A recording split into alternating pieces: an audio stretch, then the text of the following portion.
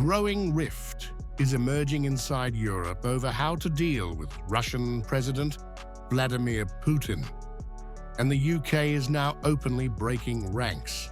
London has rejected calls from France and Italy to reopen diplomatic talks with the Kremlin, arguing that Moscow has shown no real interest in peace as the war in Ukraine grinds on.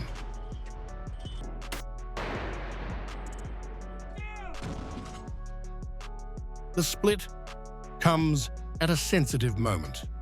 Paris and Rome are pushing for renewed engagement with Russia, even as Washington, under President Donald Trump, has restarted direct dialogue with Moscow, raising fears across Europe of being sidelined. I think what we need is evidence that Putin actually wants peace, and at the moment, I'm still not seeing that. French President Emmanuel Macron said earlier this month that Paris is working to establish dialogue with Putin in the coming weeks.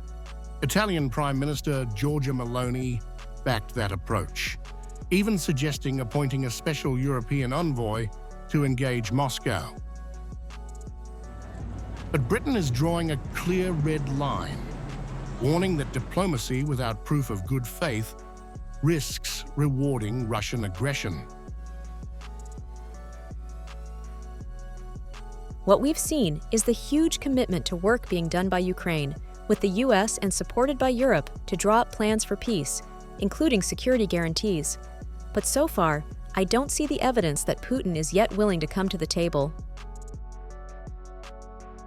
Instead of talks, the UK says pressure must increase, not ease, through sanctions and continued military support for Kyiv.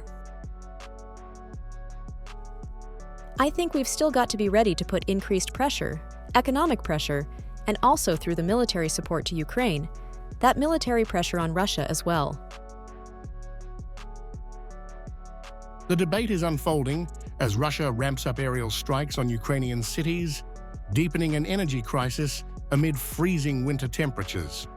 And with Trump claiming Putin is ready for a deal, while blaming Ukrainian President Volodymyr Zelensky for blocking peace, Europe's divisions are now out in the open.